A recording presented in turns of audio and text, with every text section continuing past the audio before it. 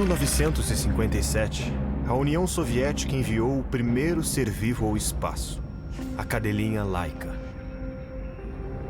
Se para muitos, a história dos comunistas russos foi simplesmente um desastre, a verdade é que a aventura dos bolcheviques foi um capítulo épico, mas também trágico. Os russos foram os primeiros a tirar as ideias de Karl Marx do papel. E assim, mudariam a história da humanidade para sempre. Em plena década de 50, a União das Repúblicas Socialistas Soviéticas parecia um paraíso futurista e prometia um mundo totalmente novo. O que seriam dos meros problemas terrestres, sociais e econômicos, perto de um futuro tão progressista a ponto de quebrar as barreiras do espaço?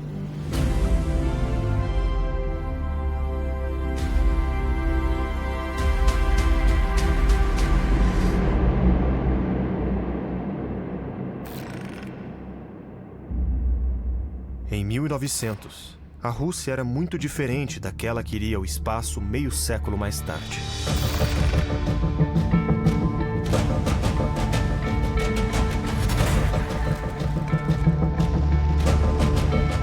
Quase toda a população era formada por camponeses, que viviam uma vida medieval. Em todo o país, praticamente só havia agricultura, muito diferente do que se via nas cidades.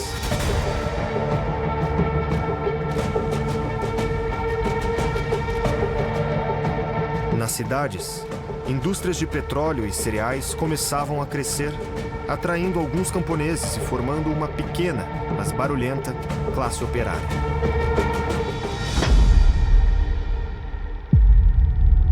A monarquia czarista encabeçava um regime tirânico. O único entre as principais nações da Europa a não ter nem constituição, nem parlamento. Enquanto isso, os intelectuais russos já conheciam a literatura revolucionária do Ocidente desde as reformas educacionais do século XVIII, quando a rainha Catarina a Grande abriu as portas da Rússia para o iluminismo. Assim, durante anos, antes que os próximos czares impusessem novas proibições, circularam na Rússia as grandes novidades do pensamento ocidental, de D'Alembert a Marx. Cada vez mais, as elites começavam a acreditar que aquela realidade só poderia ser mudada através de uma revolução.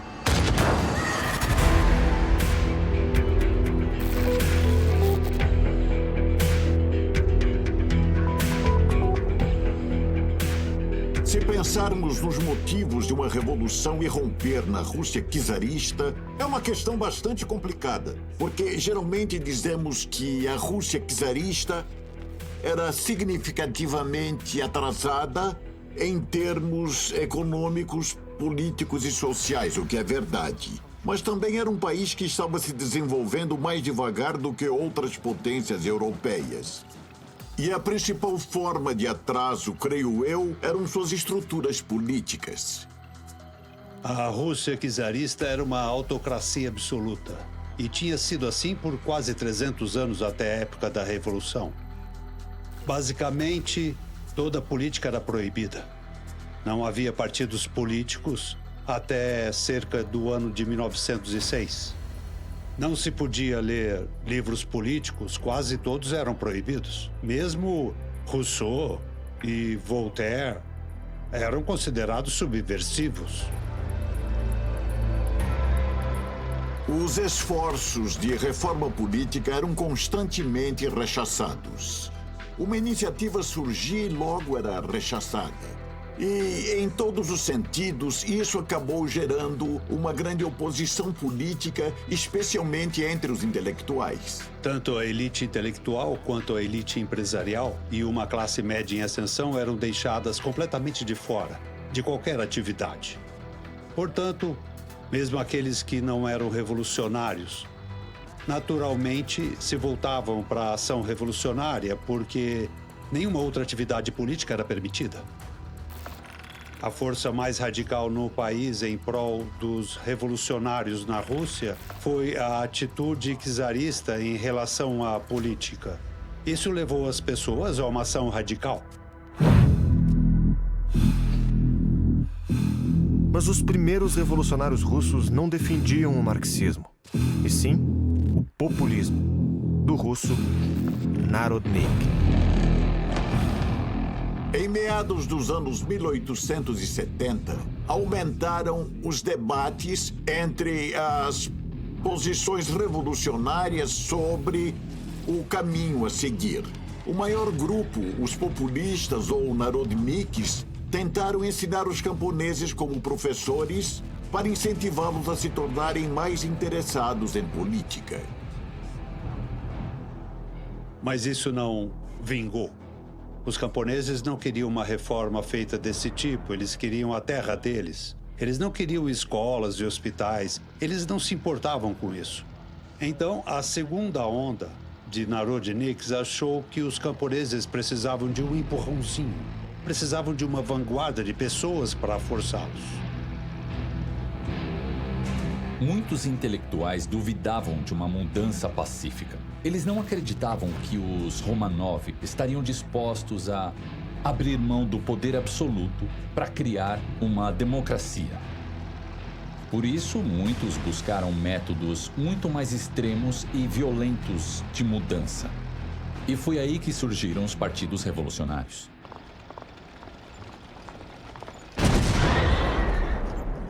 Eles assassinaram Czar Alexander II, que acabou com o sistema de servidão. Eles o assassinaram nos anos 1860. Era um grupo que acreditava no que às vezes era chamado de terrorismo pela ação ou revolução pela ação.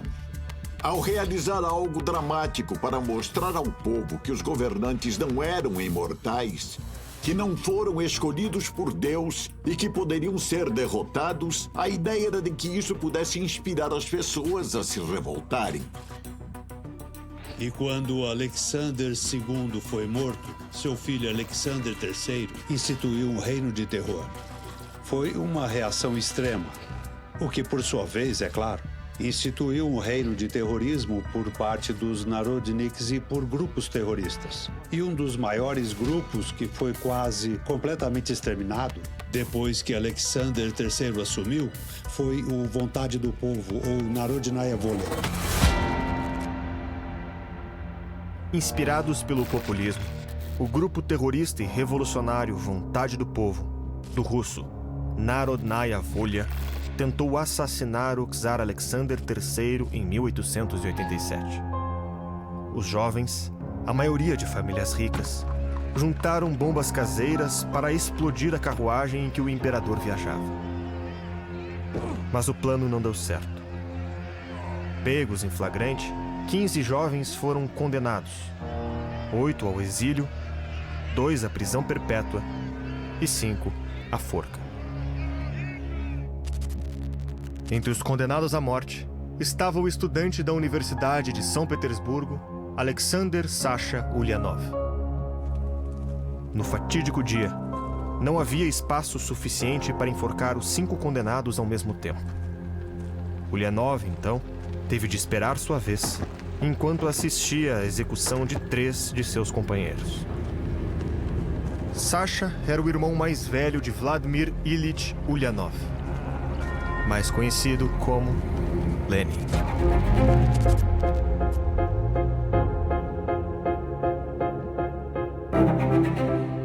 Vladimir Ulyanov era o nome real dele e acabou adotando o pseudônimo de Lenin. E foi o maior traidor de classe na história, porque ele nasceu na nobreza hereditária, e cresceu em uma família instruída no rio Volga, em uma cidade chamada Simbirsk, onde nasceu em 1870. Vladimir Ulyanov não tinha qualquer interesse em política até a execução do seu irmão mais velho, Sasha. Ele nunca tinha lido sobre política, ele lia muito ficção quando jovem. Ele era muito culto, mas não era nem um pouco interessado em política até então. Mas isso fez com que ele se radicalizasse completamente. Lenin, eu acho que rapidamente se desiludiu com o terrorismo. Ele não acreditava em matar governantes provincianos, ou mesmo os czares ou coisa assim. Ele não acreditava que isso funcionaria. Ele não se colocava contra isso teórica ou moralmente. Ele só pensava, isso é combate individual. Precisamos de ação em massa. Ele achava que isso era em vão e que os Narodniks estavam indo numa direção completamente errada e que assim não funcionaria. Em dado momento, alguns socialistas russos decidiram aceitar o Marx como a estrela guia. Então eles formaram um partido em 1898 chamado Partido Social Democrata Russo. Lenin participou disso e no segundo congresso houve um debate entre esses marxistas e Lenin disse: nosso partido deve ser disciplinado, tá? Não devemos aceitar qualquer um. Devemos selecionar quem entra porque nós somos ativistas. Nós seremos revolucionários profissionais, tá? Porque os trabalhadores normais não têm tempo para ler os livros, então nós seremos os missionários, certo? Mas outros marxistas disseram, não. Por exemplo, a Alemanha, lá tem um partido social-democrata mais amplo e devemos aceitar todos os trabalhadores. Deveria ser como uma grande tenda. E foi um grande debate. E esse foi um dos motivos que levou à separação do Partido Operário Social-Democrata Russo em 1902. E aqui começamos a história dos bolcheviques e mencheviques. Mas isso não foi algo ideológico. Muito se fala da diferença entre os mencheviques e os bolcheviques. Em muitos aspectos, os mencheviques eram marxistas muito mais rigorosos do que os bolcheviques. Eles eram muito mais fiéis aos princípios de Marx. Os mencheviques, em grande parte, concordavam com o pensamento de Marx. Marx sentia que apenas um país industrialmente desenvolvido e relativamente rico poderia sustentar o socialismo. E algumas pessoas acreditavam que seria quase um processo não violento, em que o capitalismo simplesmente evoluiria e que seria possível estabelecer o socialismo nesse contexto. Isso era visto pelos mencheviques, em sua maioria, como um processo pacífico. Já Lenin e os bolcheviques estavam mais inclinados ao clima de violência. Lenin era um revolucionário russo, então vamos recapitular. Karl Marx era um filósofo alemão. Lenin era um marxista russo. Isso é muito importante. Os marxistas russos são herdeiros, sucessores, tanto do marxismo internacional quanto da tradição revolucionária russa. Mas enquanto os mencheviques enxergavam esperança nos burgueses, nas classes médias como uma possível força revolucionária, Lenin duvidava do seu potencial em uma revolução. Ele defendia que a revolução iria ser tecnicamente uma revolução burguesa, mas que ela não seria liderada pela burguesia, mas sim por uma ditadura revolucionária do proletariado e do campesinato.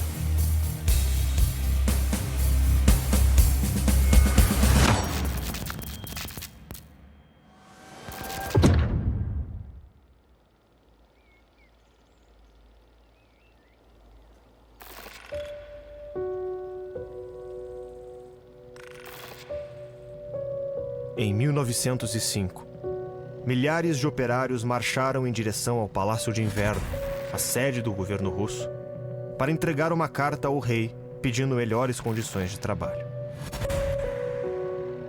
A manifestação era pacífica, liderada por um padre, e juntava todos aqueles que eram contra o czar e seu autoritarismo. É muito importante lembrar que a Rússia ainda era uma autocracia, sem parlamento ou partidos políticos de oposição. Era impossível protestar ou se opor ao governo, exceto de forma ilegal. Então, o padre Gapon e os manifestantes protestavam literalmente por direitos. E era uma marcha pacífica com a intenção de apresentar uma petição ao czar no Palácio de Inverno. Na verdade, quando se aproximaram do palácio, o czar já havia saído para um de seus palácios nos subúrbios. E então...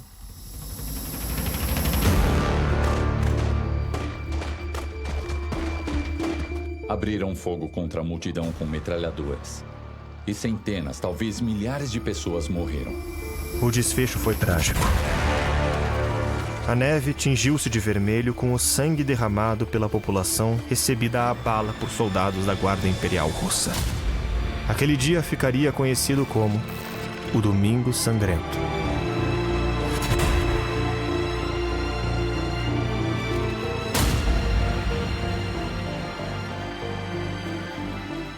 Isso criou uma onda de descontentamento por todo o país, o que levou a algumas reformas e o czar foi forçado a fazer.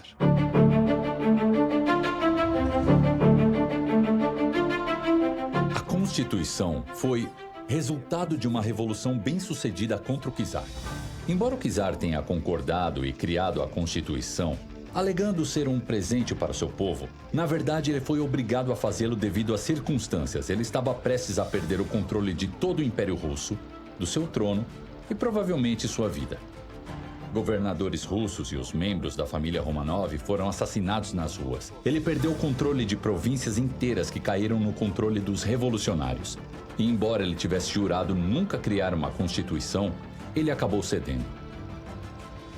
A Constituição estabeleceu uma forma de semidemocracia, introduzindo pela primeira vez um parlamento chamado de Duma, eleito por muitos votos populares e liberdade de imprensa. Isso resultou pela primeira vez em um tipo de monarquia constitucional. Ele ainda tinha controle sobre o exército e a política externa. Parecia ser possível que o czarismo estivesse chegando ao fim. Mas não foi desse jeito que aconteceu, porque Nicolau II não queria que fosse assim.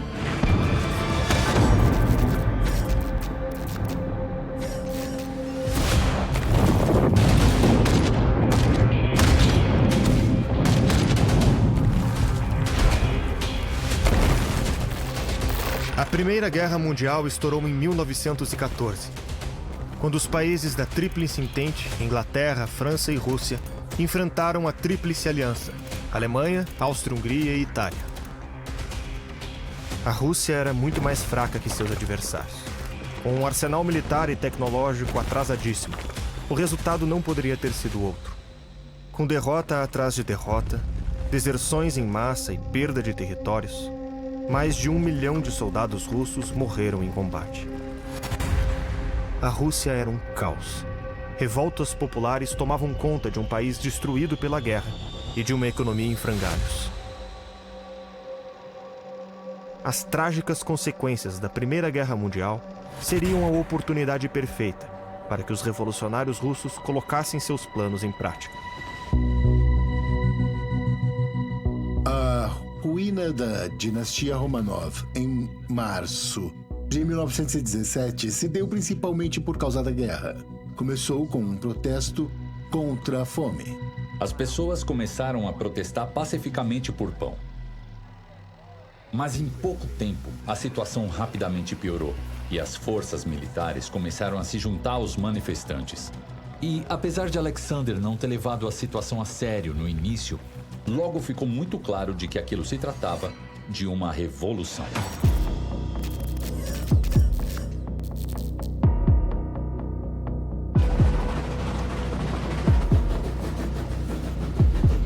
Nicolau II tentou voltar rapidamente a Petrogrado, enviando também tropas militares. Mas elas não chegaram a tempo. Nicolau II foi detido em Pskov, em uma estação de trem, onde foi basicamente deposto por seus comandantes militares que o informaram que ele tinha que renunciar.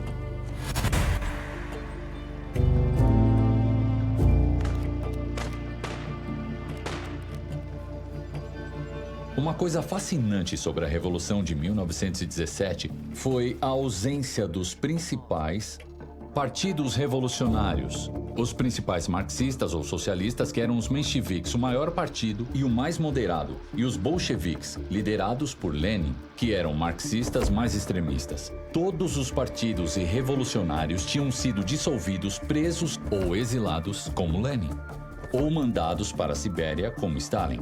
Os partidos não desempenharam nenhum papel no processo da Revolução de Fevereiro de 1917. Foi uma revolução totalmente espontânea, sem qualquer tipo de liderança.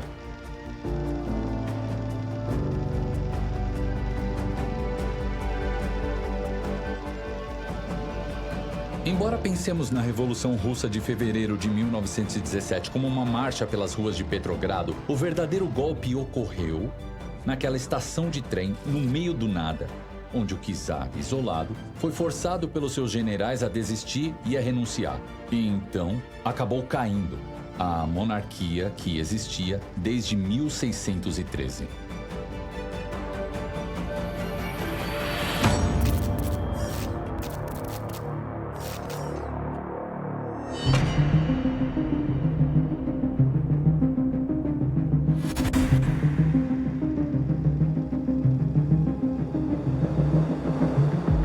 Após a Revolução de Fevereiro, a Rússia foi liderada por um governo provisório, e esse governo era composto por diferentes partidos constitucionais que eram favoráveis aos objetivos de guerra do antigo regime czarista. Mas essa situação gerou tensões constantes com os mencheviques e ainda mais com os bolcheviques. Esse governo cometeu o grande erro de seguir com a guerra, não entendendo que a principal causa da queda dos Romanov tinha sido a Primeira Guerra Mundial, em que a Rússia estava sofrendo as mais drásticas perdas humanas. Mas como o governo provisório não conseguiu encontrar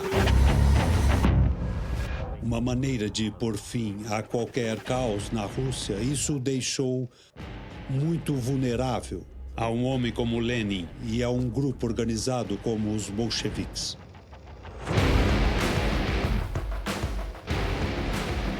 Lenin estava muito determinado. Ele foi um dos grandes gênios políticos do século XX. E entendeu que, durante o inverno de 1917, existia uma lacuna de poder na Rússia e que, agindo rapidamente, poderia aproveitar uma oportunidade histórica que não se apresentaria de novo. Então, muitos membros do seu partido, o Partido Bolchevique e o Comitê Central, foram contra isso, estavam hesitantes, eles estavam tensos, tentaram impedir que Lenin tomasse o poder. Mas ele recebeu o apoio de dois dos membros mais talentosos de sua equipe, Trotsky e Stalin. Eles disseram: sim, nós estamos ao seu lado. Isso era característico de ambos, pois eram, como Lenin, extremistas e homens de ação. Assim, em outubro de 1917, Lenin ordenou que o seu partido realizasse um golpe de Estado.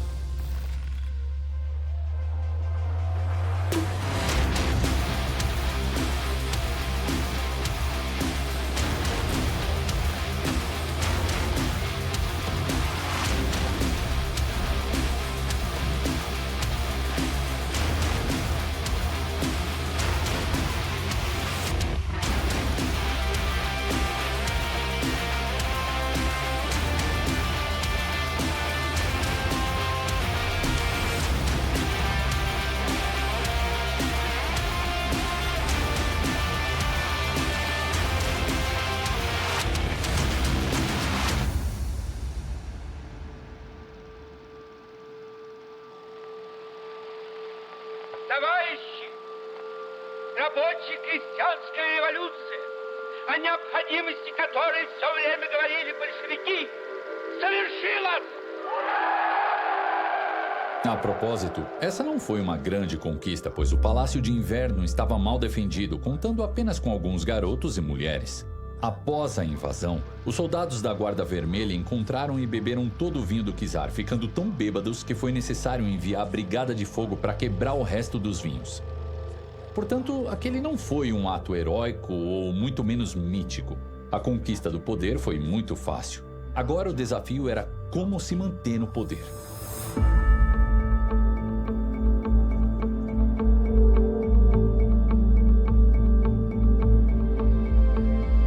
Lenin, então, anunciou que essa foi a Revolução Comunista. Claro que não foi assim. Tudo que os bolcheviques fizeram foi apenas tomar o Palácio de Inverno. Os bolcheviques tomaram o poder em outubro de 1917. Eles fizeram isso por meio de um golpe militar, podemos dizer, em uma cidade. E depois eles tiveram que convencer ou conquistar o resto do país. Esse grande país, o maior país do mundo nos anos seguintes.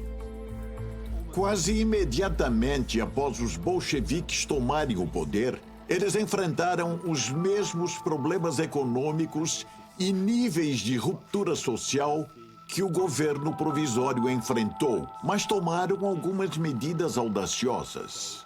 Eles anunciaram um acordo de paz. Apesar de não conseguirem realizá-lo, isso teve um efeito psicológico e simbólico que uniu temporariamente soldados, marinheiros e trabalhadores em torno do novo governo. Eles implementaram várias reformas em benefício das pessoas comuns. Embora não tivessem muito controle sobre as zonas rurais, eles legitimaram a reforma agrária que estava ocorrendo. Então, por um tempo, o governo parecia que mudaria radicalmente não apenas o sistema político e democrático através dos sovietes, mas também realizando melhorias.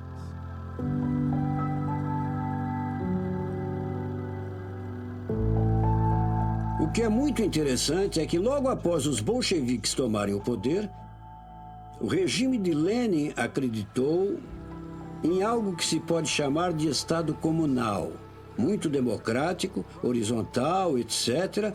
E esse experimento durou cerca de 6 ou 8 meses. Então, no primeiro período curto da Revolução, havia todos os tipos de esforços para manter a economia, para tornar o exército mais democrático, abolir dragonas, medalhas e tudo mais, e discutir os planos do exército. Havia esses tipos de experimentos começando bem do zero. Havia ideias de que os trabalhadores controlariam a indústria, não gerindo, mas supervisionando o que os capitalistas estavam fazendo. Então houve muitos experimentos assim. A terra foi dada aos camponeses para fazer o que eles quisessem com ela.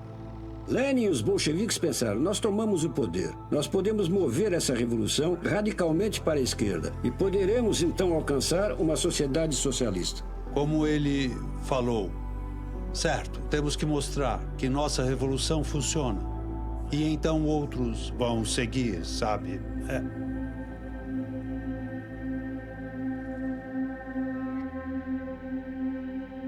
Segundo Marx, depois da Revolução e da tomada do poder pelos trabalhadores, os proletários abririam a primeira fase da sociedade comunista, ou simplesmente, socialismo. Teríamos então um período de transição, onde, junto com alguns elementos do capitalismo, classes sociais, mercadorias, dinheiro, existiriam também as primeiras instituições da sociedade comunista, fábricas geridas pelos trabalhadores, expansão da democracia, e a lista segue. Apenas após o desaparecimento de todas as instituições capitalistas, aí sim, estaria inaugurado o comunismo. Na prática, para que ocorra essa transição, é preciso dar conta do desafio de socializar tanto a política quanto a economia. Os bolcheviques começaram com tudo. Lenin retirou a Rússia da Primeira Guerra Mundial e deu início à socialização da economia, ao nacionalizar as indústrias e bancos estrangeiros e ordenar a redistribuição das terras no campo. Não satisfeito, começou também a socialização da política, substituindo o exército pelo armamento geral do povo e organizando eleições democráticas para vários cargos públicos. Tudo parecia caminhar bem, mas quem não era bolchevique não aceitou a Revolução de Outubro. E assim, explodiu a Guerra Civil.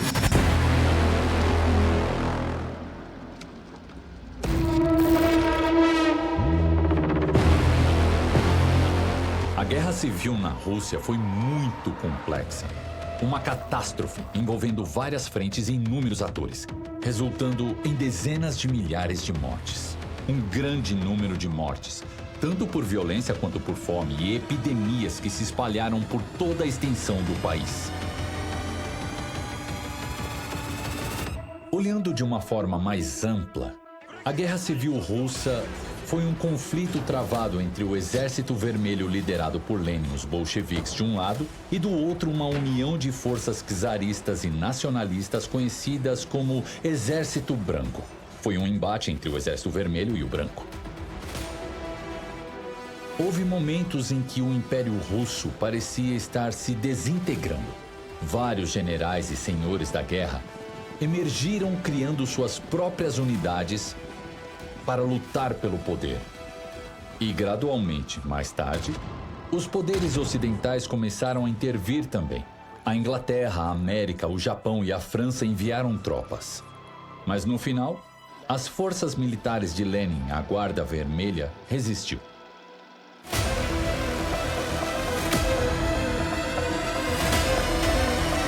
Lenin nomeou Leon Trotsky como líder do Exército Vermelho.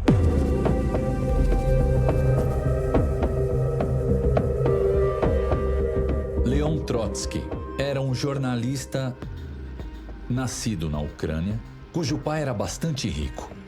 Ele abraçou o bolchevismo e o marxismo, juntando-se ao partido bolchevique mais tarde em 1917. Mas era brilhante, um bom orador e organizador, e amava a si próprio. E sua confiança era justificável, porque a partir de 1918 ele começou a organizar um novo Exército Vermelho e fez isso de forma brilhante. Ele era capaz de motivar suas tropas, mas também impiedoso ao ponto de matar qualquer inimigo. Então, o que aconteceu ali foi que o Exército Branco nunca se organizou corretamente, permitindo que Trotsky e Lenin os derrotassem um por um. E ao longo de 2 anos foi o que fizeram, derrotando todos os exércitos oponentes. E em 1920, a Guerra Civil Russa finalmente chegou ao fim.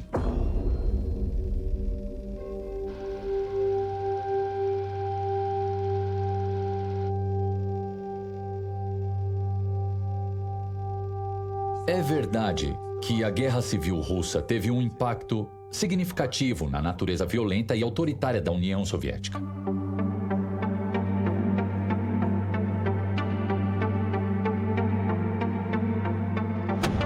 Eu diria que a guerra é o inimigo da democracia.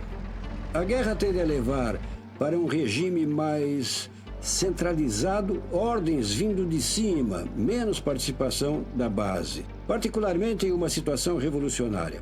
Ou seja, diversos movimentos que foram feitos durante a Guerra Civil tornaram menos democrática a revolução que havia sido democrática em 1917. Durante a Guerra Civil, eles estavam lutando uma guerra em que irmãos e irmãs estavam lutando um contra o outro. O país estava desmoronando e, ao mesmo tempo, como eu mencionei, eles estavam construindo um Estado. Eles estavam tentando criar um Estado que pudesse controlar o país, que fosse de fato soberano. E os bolcheviques nunca pretenderam desistir do poder depois que o alcançaram. Então a escolha de Lenin, por essa razão, foi então consolidar o Estado. Então eles se distanciaram de alguns de seus impulsos mais democráticos. Eles reprimiram os sovietes, eles manipularam eleições. Muito rapidamente, ao invés de deixar que os trabalhadores gerissem a economia, Lenin disse: esses trabalhadores não podem gerir a economia. Precisamos de um único gestor no comando. Precisamos de alguém forte para gerir a indústria. Então eles optaram por se afastar passo a passo de um regime mais democrático rumo a um mais autoritário e estatal. Eu acredito que seja uma ilusão dizer que a Guerra Civil Russa foi o único fator responsável por transformá-los em uma ditadura violenta. No entanto, essa guerra reforçou a convicção inicial deles de que o poder político estava ligado à força armada. Lenin e seus principais líderes, como Stalin e Trotsky, tiveram uma formação muito difícil. Durante mais de 20 anos, eles enfrentaram prisões e traições. Eles perseguiram e executaram traidores. Constantemente mudavam de nomes e mudavam onde eles iam dormir todas as noites. Eles eram homens bem durões. Os bolcheviques já eram uma organização implacável que acreditava no uso da violência. Acreditavam que para estabelecer um paraíso proletário marxista era necessário assassinar um grande número de pessoas das classes governantes. No primeiro dia, Kamenev ficou no comando por algumas horas enquanto Lenin dormia. E Kamenev instituiu um decreto dizendo que eles acabariam com a pena de morte na frente de batalha e fora dela. E quando Lenin acordou e viu o que tinha acontecido, ele perdeu a cabeça completamente. E disse: "Que ridículo! Você acha que podemos fazer a revolução sem cadáveres?" No dia 1.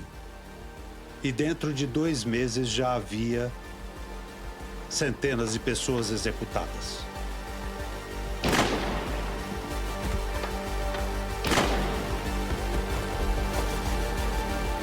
A família Romanov foi uma das vítimas das medidas terríveis tomadas por Lenin durante a Guerra Civil Russa.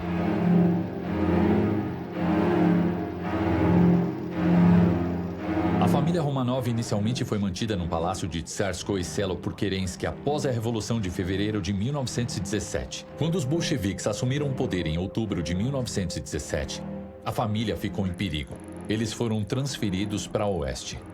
Lenin e Trotsky estavam planejando julgá-los, o que provavelmente resultaria na execução do czar e, sem dúvidas, da esposa Alexandra. Mas, na verdade, eles nunca chegaram a Moscou. Em vez disso, estavam perto de Ekaterimburgo quando foram ameaçados pelo avanço do Exército Branco. Lenin precisava decidir o que fazer com a família e tomou uma decisão impiedosa em julho de 1918. Ele ordenou a execução de toda a família. Não apenas os pais, Nicolau e Alexandra, mas também os 5 filhos, 4 filhas e 1 filho. Eles foram todos levados ao porão da casa em que estavam escondidos. E conduzidos ao porão, eles se sentaram e, em seguida, um esquadrão de executores entrou, portando armas, pistolas, baionetas e rifles. E o líder do grupo declarou a Nicolau II: foram sentenciados à morte. E enquanto Nicolau II protestava, ele mandou atirar. Muitos daqueles executores não queriam matar crianças e meninas. Quando chegou a hora de atirar, todos dispararam no czar e na imperatriz. Assim, as filhas e os filhos ficaram vivos, chorando e gritando em uma sala repleta de fumaça e pedaços de parede. Nesse ponto, eles foram obrigados a sacar suas baionetas e sacar suas pistolas para matar todos com as próprias mãos. E aquilo acabou resultando em uma cena terrível e levou cerca de 20 minutos até que todos morressem. Então a violência marcou todo esse período, no qual não se pode esquecer, não se pode ignorar a violência rotineira que ocorria. Esse tipo de violência rotineira, com que ninguém se preocupava, foi ilustrada por uma história bastante desagradável. Foi em uma das reuniões organizadas pelo grupo dirigente. E Lenin, em certo momento, enviou uma carta para o chefe da Tcheca, Dzerzhinsky, perguntando quantos prisioneiros políticos havia naquele momento. Dzerzhinsky disse que eram cerca de 2.500. Então Lenin enviou a carta de volta com um X. Lenin costumava colocar um X nas coisas que já tinha lido. Mas era uma violência tão rotineira que ele fez apenas isso e então mataram quase todos naquela noite. Atiraram neles. E ninguém fez nada. Bom, acontece. A União Soviética nasceu nesse sangue. Eles teriam feito isso de maneira diferente, em circunstâncias diferentes? Se tivessem tido a ajuda do Ocidente? Não podemos dizer, não podemos fazer esse experimento, mas sabemos que, por causa dessas exigências, dessas necessidades da guerra, eles se tornaram um Estado autoritário, não um Estado democrático. Então, após a Guerra Civil acabar, todas essas coisas, na verdade, contribuíram para o desenvolvimento do Estado burocrático forte, do qual Stalin se aproveitaria.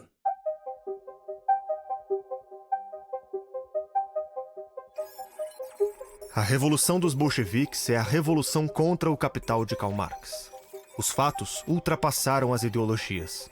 Os fatos rebentaram os esquemas críticos de acordo com os quais a história da Rússia devia desenrolar-se segundo os cânones do materialismo histórico. Os bolcheviques renegam Karl Marx quando afirmam, com testemunho da ação concreta, das conquistas alcançadas, que os cânones do materialismo histórico não são tão férreos como se poderia pensar, e se pensou.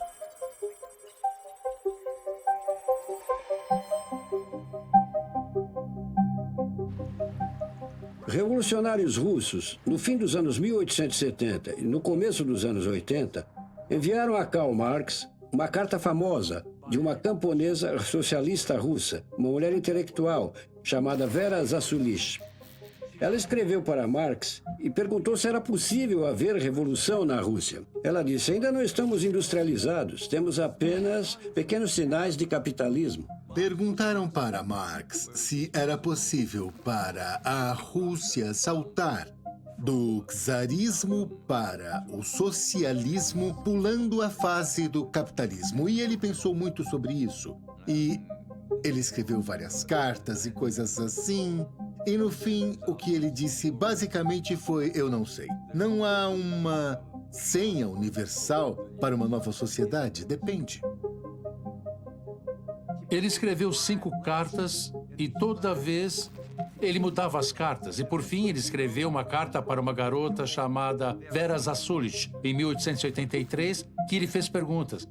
E ele disse: você está errada e certa ao mesmo tempo. Por quê? Eu vou explicar. Você mora em um país atrasado em que as pessoas não estão prontas para a Revolução Comunista. Mas, se começarmos a Revolução no Ocidente, vocês vão se juntar a nós, os camponeses e comunistas vão se unir e nos seguir. É assim que vão se juntar a nós. Nós seremos os líderes na França, nos Estados Unidos e no Reino Unido e na Alemanha, porque somos mais avançados em termos de indústria. Mas vocês terão que nos seguir. Ele não queria ofendê-los, sabe? E foi o que ele pôde dizer, entende? Você tem que nos seguir e esperar pelas condições favoráveis em nossos países. Eu não acho que foi bem isso. O que ele disse foi que não era preciso seguir a trajetória do Ocidente, onde eles já estão se encaminhando no caminho capitalista. E, portanto, eles têm que passar pelo capitalismo e seu desenvolvimento e a criação de um proletariado de consciência e de revolução.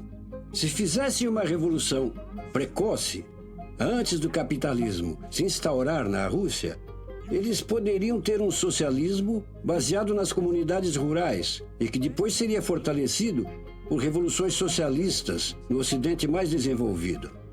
Então, em outras palavras, Marx via diferentes caminhos para o socialismo e diferentes maneiras da revolução derrubar a forma atual de sociedade que existia.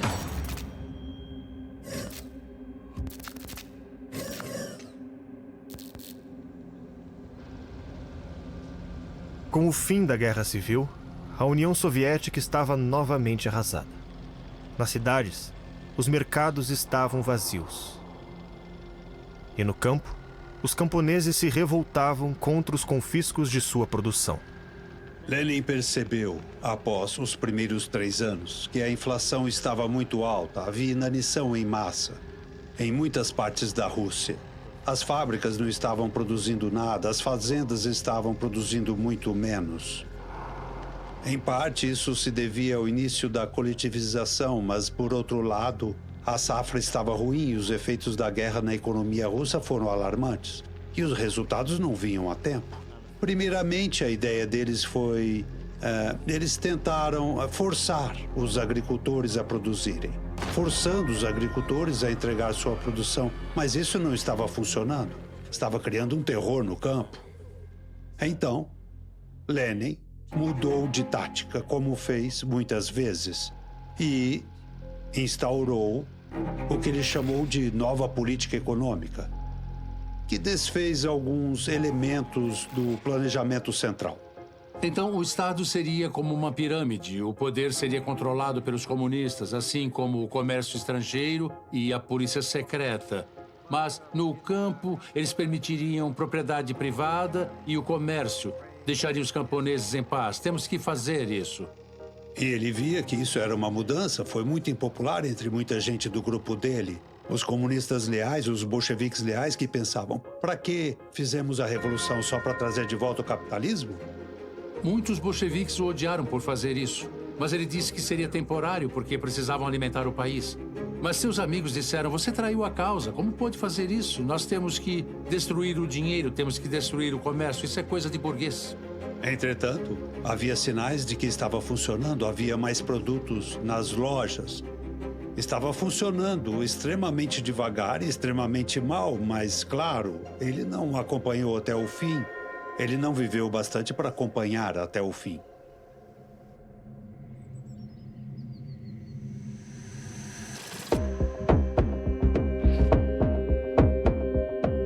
Lenin ficou doente. Ele sofreu uma série de derrames. Assim como a maioria dos grandes líderes, ele acreditava ser insubstituível. Era impensável para Lenin que alguém pudesse assumir o seu lugar. E, por causa disso, ele acabou planejando uma liderança coletiva que aquilo era realmente o seu desejo. Ele não considerava ninguém à altura para o suceder. Em certos aspectos, talvez estivesse correto. No entanto, os dois principais candidatos para sucedê-lo eram Stalin e Trotsky. Apenas 2 pessoas tinham acesso direto ao escritório de Lenin sem precisar marcar horário: Trotsky e Stalin. Isso colocava os dois em uma posição de igualdade, mas eles se odiavam. Eles eram muito agressivos e extremamente habilidosos. Um era judeu e o outro georgiano, e ambos acreditavam possuir a confiança e a perspicácia necessárias para governar e suceder Lenin. O fato de se odiarem não era problema, pois Lenin sempre incentivou isso. Isso o favorecia dividir para conquistar. Então, ele promovia um e depois o outro.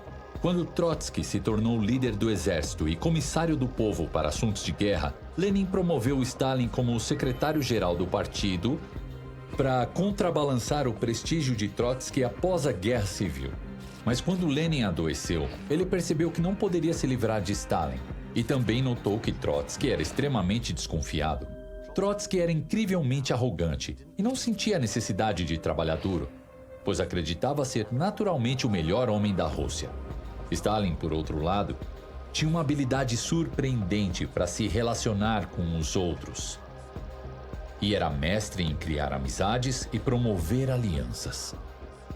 Além disso, ele estava no comando da burocracia do Partido Comunista, o que o colocava em uma posição muito favorável para controlar o governo, pelo menos durante a doença e o declínio da saúde de Lenin.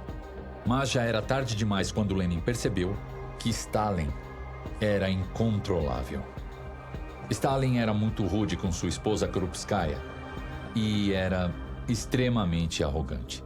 Lenin percebeu que não podia se livrar dele, então ele deixou um testamento. Eu aconselharia fortemente a empreender uma série de modificações na nossa estrutura política. Esta reforma facilitaria nossa luta, rodeada de estados hostis, luta que, em meu entender, pode e deve agudizar-se muito nos próximos anos. O camarada Stalin, tendo se tornado secretário-geral, concentrou nas suas mãos um poder imenso. E não estou certo de que saiba sempre utilizar este poder com suficiente prudência. Por outro lado, o camarada Trotsky não se distingue apenas pela sua destacada capacidade.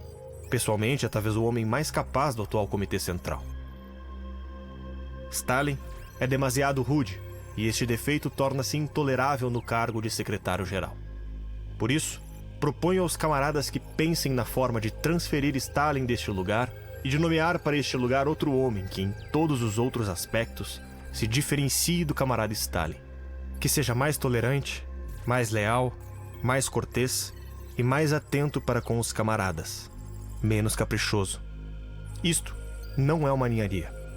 Ou é uma ninharia que pode adquirir importância decisiva. Bom, novamente, isso é polêmico, porque ele disse coisas diferentes, em diferentes momentos. Não existe apenas um testamento. Há vários deles escritos. Em relação a todos, ele disse em algum momento: esses homens não são bons o suficiente. Trotsky não era bom o suficiente por alguma razão, nem Bukharin, nem Stalin.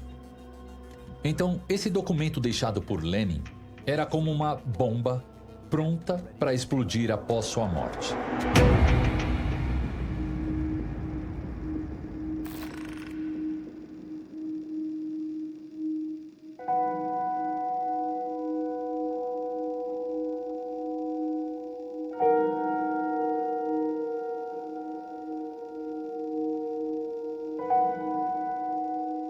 Stalin supervisionou o funeral de Lenin e seu enterro em um túmulo, o embalsamamento e o enterro em um túmulo.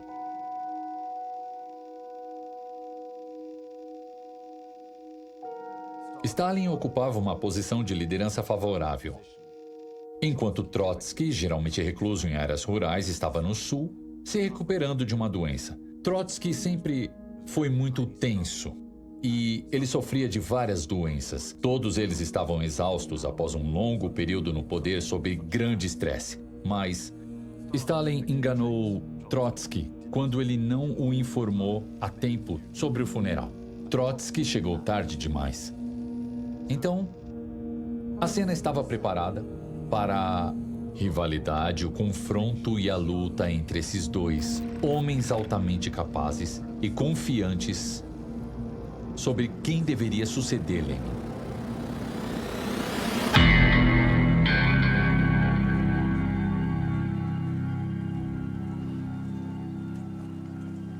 Disputando a sucessão, Stalin e Trotsky tinham seus próprios planos para o futuro do comunismo soviético. Trotsky achava que a revolução deveria ser permanente. Ou seja, para o triunfo do socialismo, a União Soviética precisaria espalhar imediatamente o comunismo pelo mundo. Stalin, por outro lado, defendia o socialismo em um só país, pois acreditava que a União Soviética deveria primeiro consolidar o socialismo internamente, estruturando um Estado revolucionário forte para só então expandir a revolução pelo mundo. Era uma luta entre gigantes. Tanto Stalin quanto Trotsky eram homens muito eruditos, estudiosos do marxismo, autores de suas próprias teorias sobre a revolução, e ambos se achavam os verdadeiros sucessores do legado de Lenin. Stalin surpreendentemente conseguiu derrotar facilmente Trotsky. Trotsky não construiu um partido e não se preocupou em posicionar estrategicamente os seus aliados. Ele era mais solitário. De forma surpreendente, Stalin o superou facilmente ao formar alianças com os rivais de Trotsky que invejavam seus talentos proeminentes. Primeiramente, Trotsky foi derrotado no Politburo e destituído de seu cargo como comissário do povo para assuntos de guerra, sendo exilado internamente. Em 1928, ele foi exilado para fora da União Soviética, uma decisão da qual Stalin mais tarde se arrependeu, pois Trotsky viajou pelo mundo, da Turquia ao México, onde estabeleceu organizações contrárias a Stalin, enfraquecendo seu poder e denunciando Stalin como um traidor responsável pelo fim da revolução. Here, you can freely defend your rights and your honor. Stalin's trial against me is built upon false confessions, extorted by modern inquisitorial methods in the interest of the ruling elite. His trials developed not from communism, not from socialism, but from Stalinism, that is from the irresponsible despotism of the bureaucracy over the people. What is now my principal task? To reveal the truth, to show and to demonstrate that the true criminals hide under the cloak of the accusers. A counter-trial is necessary to cleanse the atmosphere of the germs of deceit, calumny, falsification, and frame-ups, whose source is Stalin's police, the GPU, which has fallen to the level of the Nazi Gestapo. Trotsky, sendo um escritor brilhante, o melhor escritor entre os líderes comunistas, foi quem criou essa ideia de que a revolução que ele e Lenin criaram era essa coisa ideal maravilhosa e que teria sido perfeita. Só que essa mancha cinzenta que era o Stalin, esse burocrata, acabou assumindo e arruinou tudo. Então, no final dos anos 1930, Stalin ficou obcecado por Trotsky, acreditando que ele era o mentor por trás de todos os seus inimigos. Eventualmente, Stalin ordenou o assassinato de Trotsky. Em 1940, na cidade do México, o mercenário de Stalin, ele se aproximou de Trotsky. E enquanto Trotsky estava lendo um artigo, ele pegou uma picareta e golpeou o crânio dele com ela, com Trotsky morrendo logo depois.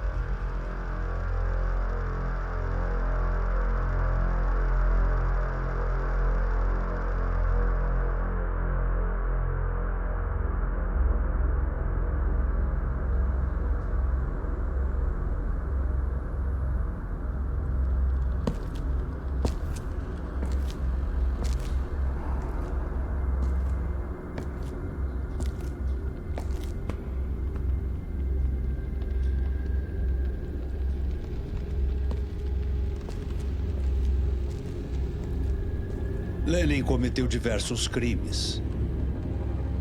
Mas o maior deles foi deixar um homem como Stalin na primeira posição política para tomar o poder na Rússia.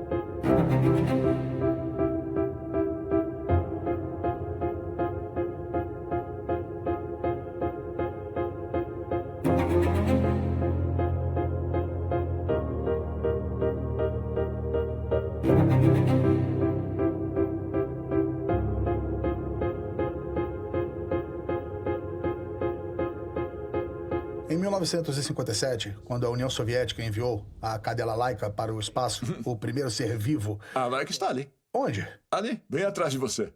É o nome dela. Ah. É. Você quer que eu segure ela? Talvez depois, sim. Boa, garota.